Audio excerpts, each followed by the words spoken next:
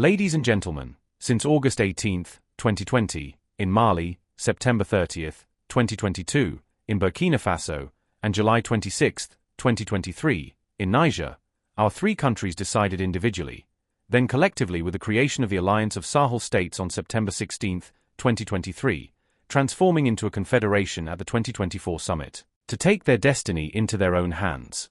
This decision was made with full responsibility and full knowledge of the stakes and challenges it involves, as well as all the consequences potentially attached to it. It is, therefore, a sovereign choice, assumed in the superior interest of our countries for history and for the future. After more than a decade of massacres of our innocent populations, amid the total indifference of some and the active complicity of others, we could no longer tolerate the permanence of the inefficient and corrupt system of predation established in our countries, especially since no perspective for an end to the crisis was in sight. Worse, concordant clues supported the thesis that the system in place did not have the solution to our security problem. Rather, it was a significant part of the problem. Ladies and gentlemen, faced with this situation, we clearly understood the stakes that threaten even our very survival. In the first place, this situation was created to favor the exploitation of our resources and hinder the legitimate aspirations of our peoples for a better life, progress, and development. Indeed, it is the neo-colonialist exploitation of our resources that largely explains the poverty of our populations. We could no longer accept leaving our countries dominated by those who want to keep us in poverty while pretending to help us and demanding gratitude and recognition from us. In the second place, this situation created a mindset and a mentality of being assisted and having an inferiority complex among many African leaders and elites. Consequently, leonine contracts were imposed on our countries, and a complex network of influence and control was set up to control our societies. It is this same multiform grip that explains the behavior of certain nationals of the AES and of Africans with inferiority complexes who fight us instead of defending their battered, looted, and humiliated people. It is this same grip that explains all these unequal contracts that allow them to loot our countries. It is this grip that explains why African leaders are summoned to a multitude of useless, costly, and ineffective meetings. Ladies and gentlemen, what we have done, all together in our respective countries and collectively within our confederation, is simply, in all responsibility and sovereignty, to put an end to this system and to henceforth ensure the superior interests of our peoples. We have thus put an end to the presence in our countries of all forces of occupation and predation to take charge of our security by and for ourselves. Because lived experience has forged our conviction that no one will do it for us. What we have done is assume our full and entire sovereignty.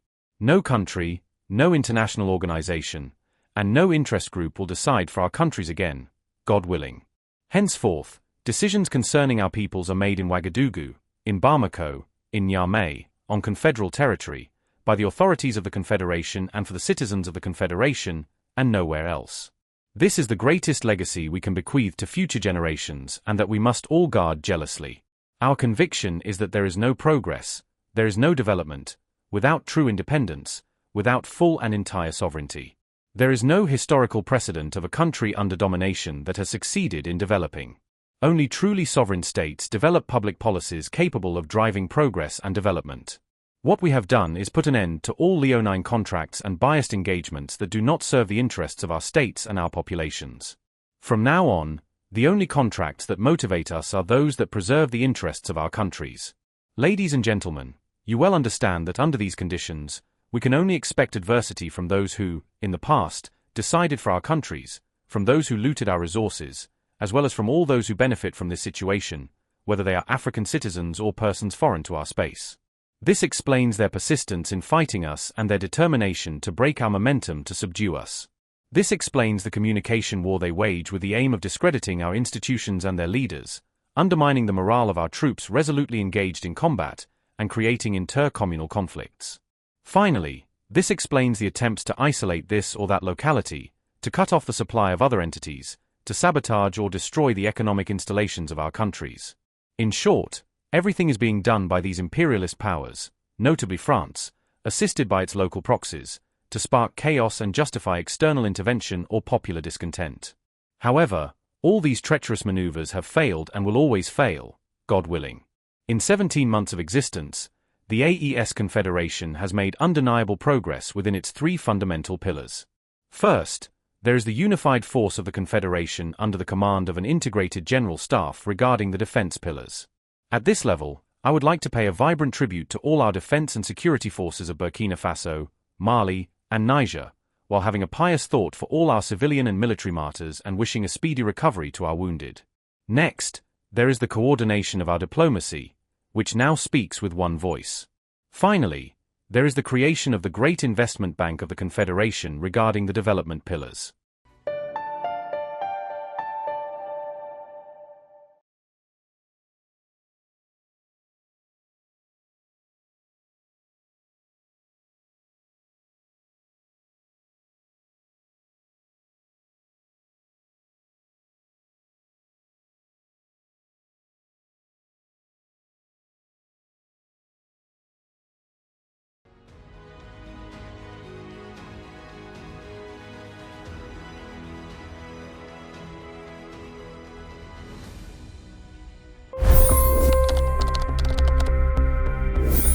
$25 crore गरीब गरीबी को परास्त करके बाहर निकले। For the good of our nation, let's work together and let's truly make America great again. The fastest news breaks. Requested PM saying that look, you will have to speak to Putin and to Zelensky. The biggest news makers. The relationship with India is probably the most important bilateral relationship the U.S. will have for the rest of this century. The capital delivered quite an election result today. Expert analysis. The million-dollar question today is how to stop this dance of death. Ground reports. I'm standing at the crossroad of the Kumbh Mela. Behind me are more than 100 entry ghats.